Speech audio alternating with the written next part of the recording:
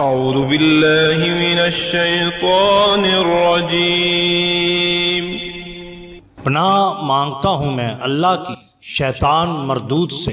بسم اللہ الرحمن الرحیم۔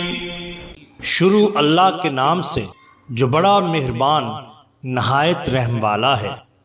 دا باٹم لائن کے ناظرین کرام السلام علیکم۔ محترم ناظرین، ہم اپنی آج کی ویڈیو میں 11ویں صدی ہجری کے ایک عظیم صوفی بزرگ حضرت شاہ مقیم محکم الدین قادری رحمۃ اللہ علیہ کا احوال آپ کے سامنے پیش کریں گے۔ ناظرین، آپ 11ویں صدی ہجری کے اکابر اور ذیشان اولیاء میں سے ہیں۔ پنجاب کے ارض پاک کے گوشے گوشے میں لوگ آپ کے نام نامی کو جانتے ہیں۔ آپ کی ولادت باسعادت مشہور مغل بادشاہ نور الدین جہانگیر کے عہد میں یکم رمضان المبارک سن 1008 ہجری مطابق سن 1599 میں حجرہ شاہ مقیم میں ہوئی۔ آپ کی پیدائش سے پہلے بھی اسے حجرہ ہی کہا جاتا تھا۔ آپ نے جوان ہونے تک مختلف حضرات سے قرآن، حدیث اور دین کا بنیادی علم حاصل کیا۔ آپ کو بچپن میں جو ماحول میسر آیا وہ فقیرانہ اور درویشانہ تھا، اس لیے جوانی کے عالم میں آپ حصول روحانیت کے لیے طریقت کی طرف راغب ہوئے۔ آپ کا سلسلہ نسب حضرت بہاول شیر قلندر گیلانی رحمۃ اللہ علیہ تک پہنچتا ہے۔ ناظرین، جب حب الہی نے زور پکڑا تو آپ تلاش حق کے لیے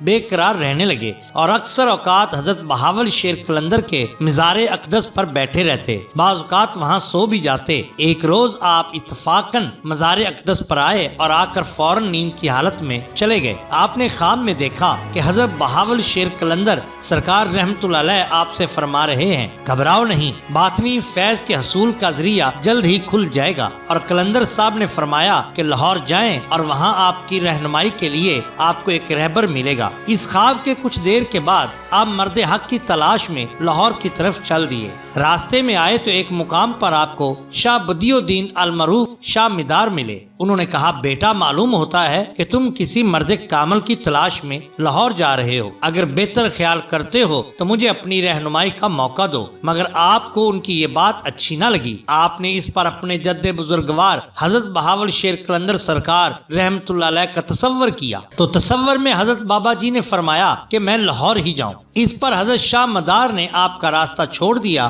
اور آپ کو ایک نیلی کمر بند کا تحفہ دے کر رخصت کیا۔ آخر آپ وہاں سے رخصت ہو کر لاہور میں پہنچے۔ میانی صاحب کا قبرستان اس دور میں لاہور کی آبادی سے باہر واقع تھا۔ آپ کو رات ہو گئی اور آپ میانی صاحب کی ایک مسجد میں رات گزارنے کی نیت سے ٹھہر گئے۔ اس مسجد میں ٹھہرنا کیا تھا کہ آپ کا مقصد حل ہو گیا اور آپ کی ملاقات شاہ جمال اللہ سے ہو گئی، جو کہ حضرت غوث عالم پیران پیر حضرت عبد القادر جیلانی رحمۃ اللہ علیہ کے بھانجے ہیں۔ انہوں نے آپ کو بیعت کیا اور ایک نگاہ میں روحانی دولت سے مالا مال کر دیا۔ وہاں سے حصول نعمت حاصل کرنے کے بعد واپس حجرہ تشریف لے گئے۔ اس کے بعد آپ نے زہد و عبادت میں کثرت کی راہ اختیار کی، شب و روز اللہ کے ذکر میں گزارنے لگے۔ جوں جوں عبادت الہی اور مراقبہ میں مستغرق ہوئے تو آپ پر اسرار باطنی کھلتے گئے۔ آخر کچھ عرصہ کے بعد آپ روحانیت میں کامل ہو گئے۔ پھر آہستہ آہستہ دور و نزدیک آپ کی روحانیت کا چرچا پھیل گیا۔ اللہ تعالیٰ نے آپ کو روحانیت کے ساتھ علم و فضل میں بھی بڑا کمال عطا فرمایا تھا۔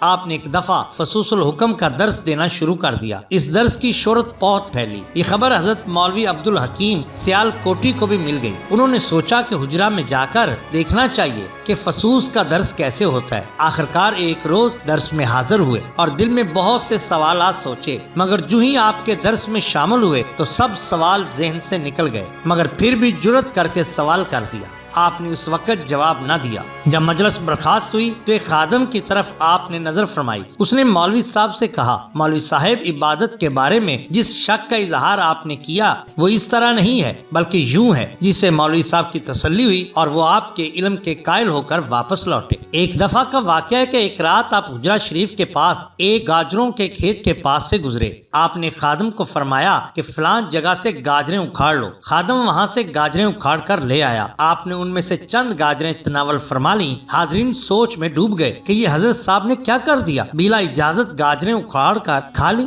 یہ کام تو بزرگوں کے شایان شان نہیں۔ صبح ہوئی تو گاجروں کا کاشتکار آپ کی خدمت اقدس میں حاضر ہوا اور عرض کرنے لگا، حضور، میرے کھیت میں گاجریں لگی تھیں اور اس کھیت کے ایک کونے کی گاجریں آپ کے خادموں اور آپ کے لیے وقف کر رکھی تھیں، مگر آج رات اس جگہ سے گاجروں کو کوئی اکھاڑ کر لے گیا ہے، اب میں کیا کروں؟ آپ نے تبسم فرمایا اور کہا، میں نے آپ کے دلی فیصلے کے مطابق اپنی روحانی بصیرت سے دیکھ لیا کہ آپ نے وہ گاجریں ہمارے لیے وقف کی تھیں، اس لیے میرا خادم انہیں اکھاڑ کر لے آیا، اور آپ بے فکر رہیے، حق والے کو حق پہنچ گیا اور اللہ بہتر جانتا ہے۔ ناظرین، آپ سیف زبان تھے، جو بات منہ سے نکالتے تھے اللہ کی رحمت سے پوری ہو جاتی، آپ ہر حال میں اللہ کی رضا پر راضی رہتے، جو مل جاتا اس پر شکر اور قناعت کرتے، ساری زندگی صبر اور توکل میں گزاری۔ آپ کا خیال تھا کہ جب ہر حال میں بندہ اللہ پر راضی رہنے لگتا ہے تو اللہ بھی اس پر راضی ہو جاتا ہے۔ آپ دینی اور دنیاوی معاملات میں بڑے ہی بردبار تھے۔ آپ کے خصائل کا ایک نمایاں پہلو جذبہ ایثار ہے جو آپ میں کوٹ کوٹ کر بھرا ہوا تھا۔ آپ ہر لحاظ سے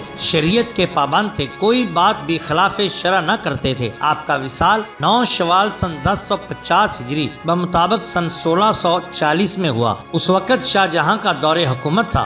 آپ کو حجرہ شریف میں دفن کیا گیا، جہاں بعد میں آپ کے مزار اقدس پر بہت بڑا گنبد بنایا گیا۔ گنبد کے اندر بہت سی قبور ہیں، ان میں درمیان میں آپ کی قبر مبارک ہے۔